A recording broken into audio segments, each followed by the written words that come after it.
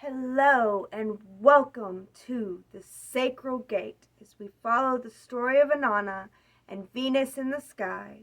The moon and Venus cross on July 26th, 2022, and we enter into the gate of the sacral where we lose our sacral energy and we relinquish our orange from our eyes and from our hands.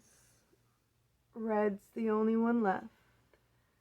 And we let go of my rose quartz that I keep my rose oil in. So it's time to relinquish that as we step one gate closer into hell and the throne of my shadow self. So in this gate, I will be looking at the shadow qualities of the sacral chakra. There's so many shadow qualities, of course, but I will be looking at 4 or 5 shadow qualities today. So, the first shadow quality that I want to look at and embrace today is crazy. Or maybe a lower version would be too emotional. Have you ever felt like you're too emotional? Have you ever been told that you're too emotional? Have you ever felt crazy? Yeah, it's a shadow because we don't want to be crazy. We don't want to be too emotional. You know, I want to be just emotional enough that you'll listen to me, right? Not crazy. And for me, this one runs deep because I feel like I've been told that I'm too emotional, I'm too sensitive, I'm too much, I'm crazy, I've been crazy my whole life. And yeah, I don't want to be crazy. And when you don't want to be crazy, what do? You push that part of you into the shadow. And then it only comes out whenever you're unconscious of it. But honestly, I am crazy. I'm a little crazy. Yeah, I'm crazy. Who would have thought? But yeah, I am. Why push it to the side? Why hide it? I'm crazy. I can be crazy. I can be too much. I can be too emotional because I've got a lot of emotions. I got a lot. And it can be too much for some of you. Some people can't handle the heat. And yeah, I'm a little bit crazy. So what? I'm crazy. What's the gift of being crazy? Why would we want to embrace our crazy self? Well, of course, our gift of crazy is our creative place. This is what helps us create. Like our sacral center is our creative center. And yes, it can come off as crazy because it's not meant to be in the lines. It's able to go outside the lines and be a little crazy. So yeah, your gift of your crazy is your creativity. You say you're not creative and you say you're a little bit crazy, you've got creativity. You got it. Just embrace your crazy. Second shadow quality that I will talk about is I have all of these, guys. I do. Leaky, inappropriate, not appropriate. And this one's tough for me because what's appropriate? Anyway, I tried to be appropriate, and I'm not appropriate. I'm very appropriate. And that's what shoves it into the shadow. It's not there, and then it comes out in unconscious ways, and it's leaky, and what happens is you end up crossing people's boundaries without wanting to. But yeah, being inappropriate, crossing boundaries. I don't want to be a boundary crosser, I don't want people to cross my boundaries. Why would I cross others? So that's not me. I'm not a boundary crosser.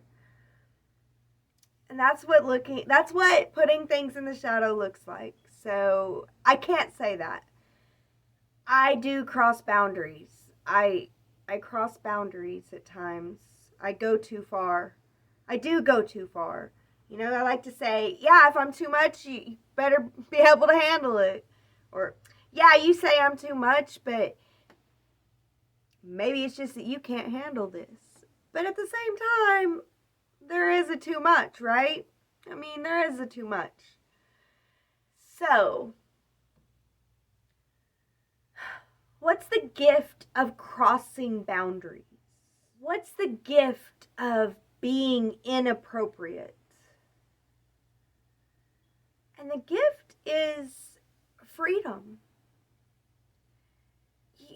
There is a paradox between having boundaries and being free, right? Like, how can you have boundaries and be free? You can. It's very possible, but it seems impossible. But yeah, your ability to cross the boundaries is your ability to be free. You see that? So I do cross boundaries because I love freedom. And I love that I'm able to be free. So I love that others can be free too and cross my boundaries. That one was hard to say. So the next one I'll talk about is codependent. And this one, oh gosh, y'all, this one runs deep in me. I have been in a codependent relationship for a whole decade, and things were just, we were destroying each other's souls. It was a relationship where we destroyed our souls, and through marriage counseling, we realized our codependency, and that one was hard for me to admit. It really was, even though it was clearly obvious that we were deeply enmeshed. It was clearly obvious that we were deeply codependent, and I didn't want to admit it. But admitting my codependency and taking steps towards my independency, it healed my soul, you guys. It healed my soul. So yes, I am incredibly codependent. Incredibly codependent. And what's the gift? What's the gift of being codependent? Well, the gift of codependency and to be able to enmesh with another human like that is true connection and intimacy. To really be able to connect and be intimate with someone and have deep pleasure out of that. Yeah. So, yeah, there's a true intimacy and connection with codependency, but there's a balance, of course. There's a balance, guys. We need to understand that we don't need to give up ourself in uniting with another, but the fact that we can give up ourselves and really get to know another, that is what helps us connect to them in an intimate way. So I hope that you can see that. Intimacy is the gift of codependency. So yes, I'm very codependent, and I have a wonderful, intimate relationship with my husband. And as I grow into my independence and allow him to grow into his independence, we are able to come together in a more beautiful, intimate way than ever. And I'm so grateful for that. So it's very important that we be our own self, but also not neglect each other. And that's the choice that we made. You know, we decided to stay together and work through it, and we both had to make that decision. And for some, the answer to codependency is to leave altogether. But for me, I was able to learn and grow with my husband, and I'm grateful for that. But I am very codependent, and that codependency is what helps me really deeply connect. The next shadow quality that I'm going to talk about in the Sacral Chakra is, well, promiscuous. Or, this is the one that I want to work with. I mean, being a slut. Being slutty. Being a slut. Being overly sexual. You know, she's such a slut.